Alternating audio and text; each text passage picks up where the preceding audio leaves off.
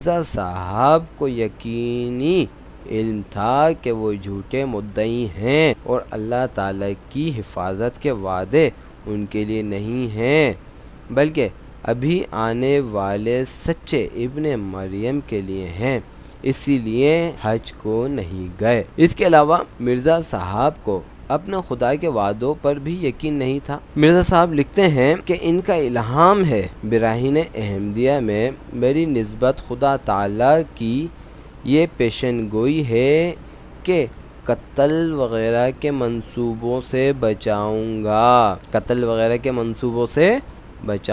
کتاب حقیقت الوحی روحانی خزائن جلد نمبر 22 صفحہ نمبر 234۔ اس سے بڑھ کر کون سا موقع تھا کہ اپنی پیشن گوئی ثابت کرتے اور دنیا کو اپنے خدا کا وعدہ پورا ہوتے دکھاتے۔ مرزا صاحب کا خدا ان کو صرف بچانے کا ہی وعدہ نہیں کر رہا بلکہ ان کے دشمن پر حملہ کرنے کا وعدہ بھی کر رہا ہے۔ مرزا صاحب الہام لکھتے ہیں، خدا تجھے دشمنوں سے بچائے گا اور اس شخص پر حملہ کرے گا جو ظلم کی راہ سے تیرے پر حملہ کرے گا۔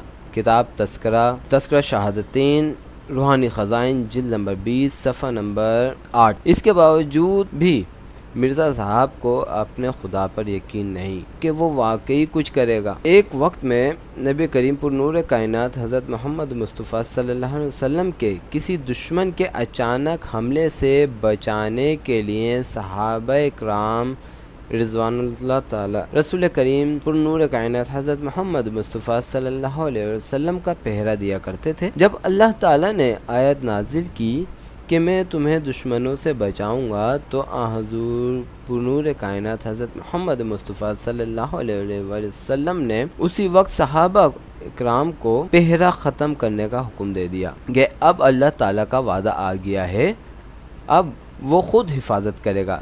لیکن یہ صاحب جن کا دعویٰ ہے کہ وہ عین محمد رسول اللہ ہیں، نعوذ باللہ من ذالک، نقل کفر نباشت، ان کا یہ حال ہے کہ ان کا خدا ان سے وعدے پہ وعدے کر رہا ہے بچانے کے، دشمن پر حملہ کرنے کے، لیکن مرزا صاحب ہیں کہ صرف خطرے کا تصور کرتے ہوئے بھی لوٹا پکڑے سارا دن ٹوائلٹ کے چکر پہ چکر لگا رہے ہیں۔ اس کے باوجود اپنی کتاب میں کسی تحدید سے بلکہ ڈھٹائی اور بے شرمی سے لوگوں کے سامنے یہ دعویٰ بھی کر رہے ہیں، اور ہم ایسے نہیں کہ کوئی موت ہمیں خدا کی راہ سے ہٹا دے، اور اگر خدا کی راہ میں مجروح ہو جائیں یا ذبح کیے جائیں۔ براہین احمدیہ پنجم روحانی خزائن جلد نمبر 21 صفحہ نمبر 321۔ کیا حج اللہ کی راہ میں نہیں؟ کیا حج فرض نہیں؟ کیا حج مرزا صاحب کے لیے بطور مسیح و مہدی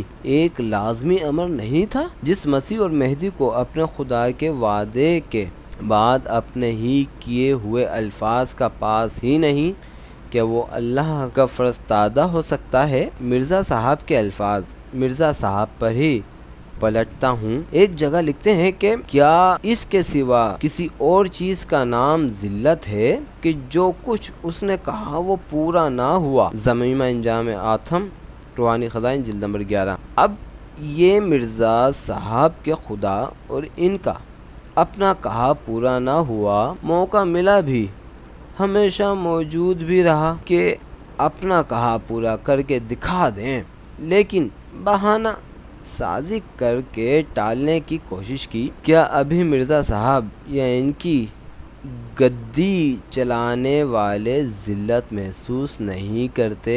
مرزا صاحب کے بیٹے مرزا بشیر احمد صاحب لکھتے ہیں کہ اور خدا کی طرف سے آپ کو ایک رعب عطا ہوا تھا جس کے سامنے دلیر سے دلیر دشمن بھی کانپنے لگ جاتا تھا۔ کتاب سیرت المہدی جلد نمبر 1۔ لیکن مرزا صاحب کی زندگی میں ایسی کوئی حقیقی مثال نظر نہیں آتی کہ حقیقی دشمن واقعی کانپنے لگ جاتے تھے۔ ہاں، ایسی مثالیں بکثرت ملتی ہیں کہ مرزا صاحب اپنے خیالوں سے ہی کانپنے لگ جاتے تھے۔ ایک شخص نے عرض کی کہ مخالف مولوی اعتراض کرتے ہیں کہ مرزا صاحب حج کیوں نہیں کرتے؟ مرزا صاحب نے شخص کو مخاطب کر کے فرمایا، تمام مسلمان علماء اول ایک اقرار نامہ لکھ دیں کہ اگر ہم حج کر آویں تو وہ سب کے سب ہمارے ہاتھ پر توبہ کر کے ہماری جماعت میں داخل ہو جائیں گے اور ہمارے مرید ہو جائیں گے۔ اگر وہ ایسا لکھ دیں اور اقرار حلفی کریں تو ہم حج کر آتے ہیں۔ کتاب ملفوظات جلد نمبر 9۔ یہ شرائط مرزا صاحب کہاں سے لائے؟ شریعت سے۔ کیا احادیث میں مہدی علیہ رضوان یا مسیح ابن مریم علیہ السلام کے لیے کوئی ایسی بات تحریر ہے؟ کیا کسی آئمہ، کسی مجدد، کسی امام نے کسی تشریح میں یہ شرائط چھوڑی ہیں؟ جواب آتا ہے نہیں۔ اور آگے چلتے ہیں ہم باقی بات کو چھوڑ کے۔ مرزا صاحب مکہ معظمہ سے خدائی حکم نامے کے تحت حج قادیان منتقل کر رہے ہیں۔ لکھتے ہیں لوگ معمولی حج کے لیے لفظ معمولی پر غور فرمائیے۔ تمام لوگ حج کے لیے لفظ معمولی پر خاص توجہ رکھیے۔ لوگ معمولی اور نفلی طور پر حج کرنے کو بھی جاتے ہیں، مگر اس